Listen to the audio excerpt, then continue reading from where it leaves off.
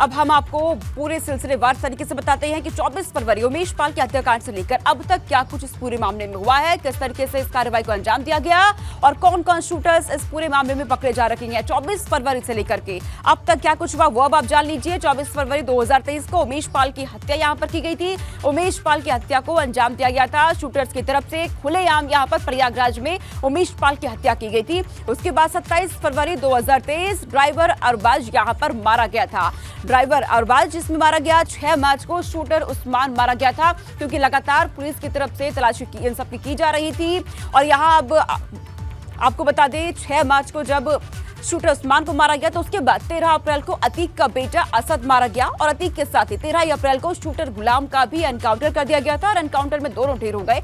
15 अप्रैल 2023 अतीक अशरफ की हत्या कर दी गई। यहां पर इस वारदात को अंजाम दिया गया बीती रात प्रयागराज में ही। उस वक्त जब मेडिकल के लिए दोनों भाइयों को लेकर के जाया जा रहा था उस वक्त अतीक अशरफ की हत्या कर दी गई। 3 हमलावर पकड़े गए उसी वक्त 15 अप्रैल जिस वक्त इस वारदात को अंजाम दिया गया। 3 हमलावर उसी वक्त वहां पर पकड़ लिए गए। इनसे आगे की पूछताछ अब यहां पर की जा रही है। और वही आपको बता दें लवलेश तिवारी जो कि इस पूरे हत्याकांड का बताया जा रहा है अतीक हत्याकांड का मास्टरमाइंड है।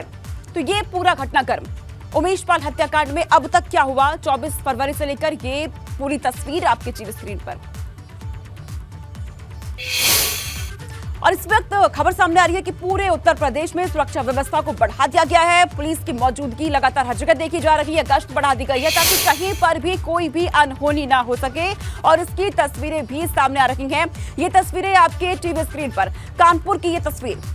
यहाँ पर आप देखिए चप्पे चप्पे पर चेकिंग अभियान चलाया जा रहा है। पुलिस का फ्लैग मार्च। बहराइच की ये तस्वीर आपके सामने। नोएडा की तस्वीर भी पुलिस फोर्स की तैनाती कर दी गई है।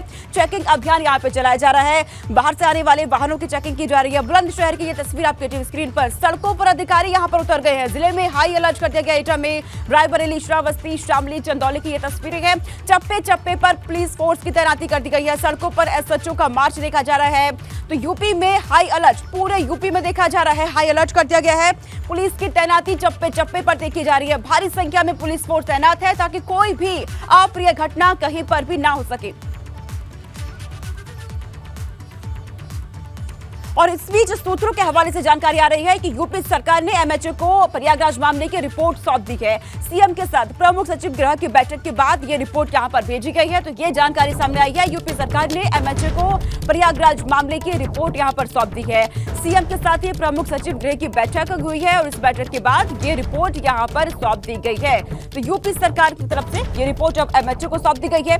प्रयागराज मामले की ये रिपोर्ट वीरेश पांडे मेरे साथ बने हुए हैं जो कि पल पल की अपडेट पहुंचा रही है। मौके वारदात पर मौजूद है उसी जगह पर जहां पर अतीक अशरफ की हत्या वहां पर की गई थी। वीरेश, खबर अब सामने आ रही है कि पूरे प्रदेश में तो सुरक्षा व्यवस्था बढ़ा दी गई है। चप्पे चप्पे पर पुलिस फोर्स तैनात है और इन सबके बीच अब प्रयागराज मामले की रिपोर्ट भी एमएचए को सौंप दी गई है। देखिए चप्पे चप्पे पर कल ही धारा 144 लगा दी गई थी। पूरे यूपी में हाई अलर्ट कर दिया गया था। जो सीमावर्ती जिले हैं उनकी चौकसी बढ़ा दी गई थी। प्रयागराज मंडल के जो जिले हैं उनमें आवागमन यानी आने जाने वालों पर पैनी नजर रखी जा रही थी। मैं खुद जब लखनऊ से प्रयागराज आ रहा था तो प्रयागराज की सीमा के अंदर घुसने में मुझे आधे घंटे से ज्यादा लग गया, जबकि मेरे पास ये कार्ड भी था, मेरे पास ये माइक भी था, मेरे पास कैमरा भी था। यानी पुलिस ने हर तरफ से नाकेबंदी कर रखी थी। और खासकर जो नेपाल के सीमावर्ती जिले हैं, चाहे वो सिद्धार्थनगर हो, चाहे वो गोरखपुर हो, चाहे वो कुशीनगर हो, चाहे वो लखीमपुर हो, नेपाल के सीमावर्ती जिलों को यानी चाहे वो बहराइच, श्रावस्ती हो, नेपाल के सीमावर्ती जो जिले हैं उन पर चौकसी और बढ़ा दी गई थी। माना यह जा रहा था कि जो प्रयागराज शूट आउट मामले के बहुत सारे ऐसे हमलावर हैं वो नेपाल में भी पनाह ले रखे हैं, वहां के मदरसों में उन्होंने पनाह ले रखी है। ऐसी भी जानकारी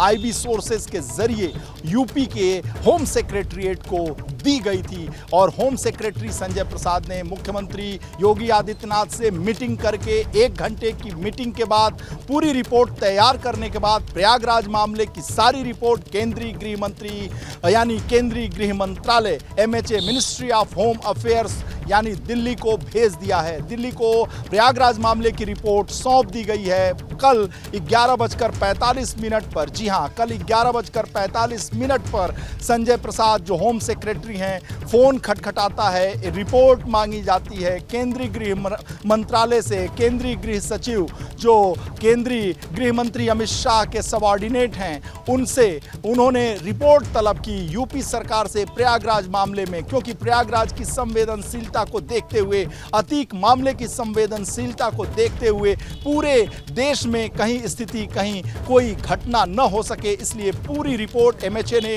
यूपी सरकार से तलब की। वो रिपोर्ट 11 बजे करीब, आज 10 बजे वो रिपोर्ट सौंपनी थी, लेकिन 10 बजे के आसपास मुख्यमंत्री तक पहुंच गए संजय प्रसाद, और संजय प्रसाद वहां पहुंचने के बाद मुख्यमंत्री से अपनी सारी बातों को उन्होंने रखा, और उसके बाद से मुख्यमंत्री से हरी झंडी मिलने के बाद केंद्रीय गृह मंत्रालय तक अपनी रिपोर्ट भेज दी। बिल्कुल, यानी कि अब इस पूरे मामले की जांच आगे बढ़ा दी गई है। लेकिन इस बीच खबर ये भी है वीरेश कि आप भी ये जानकारी दे रहे थे कि न सिर्फ सीएम योगी बल्कि दोनों ही डिप्टी सीएम की भी सुरक्षा बढ़ा दी गई है, और उनके साथ अब जानकारी ये भी मिल रही है वीरेश कि सभी मंत्रियों के लिए ये कह दिया गया है कि कोई भी उनसे इस वक्त मुलाकात नहीं कर सकता है सुरक्षा को देखते हुए।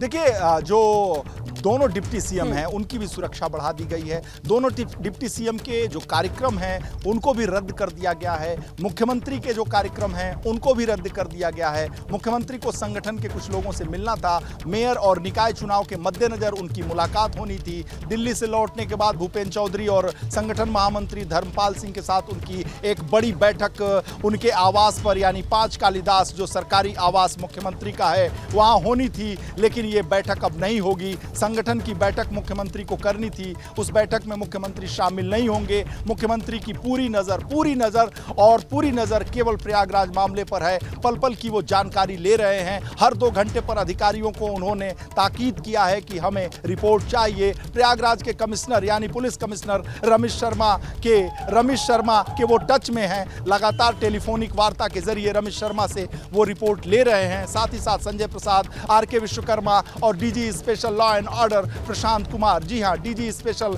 Law and order Prashant Kumar से वो रिपोर्ट तलब कर रहे हैं, और साथ ही साथ जानकारी ले रहे हैं कि जो 3 लोग पकड़े गए हैं, हमलावरों को पकड़ा गया है, उनसे बातचीत में, उनसे पूछताछ में आखिर क्या चीजें सामने आ रही हैं, आखिर कौन लोग हैं इसके पीछे। साथ ही साथ बड़ी बात ये मानी जा रही है सबके बीच इन 3 शूटर्स को लेकर कुछ अपडेट वीरेश मिल पा रहा है क्या? क्या इनकी तरफ से कोई भी बातें सामने रखी जा रही है? क्योंकि इनमें से एक जो सन्नी है शूटर,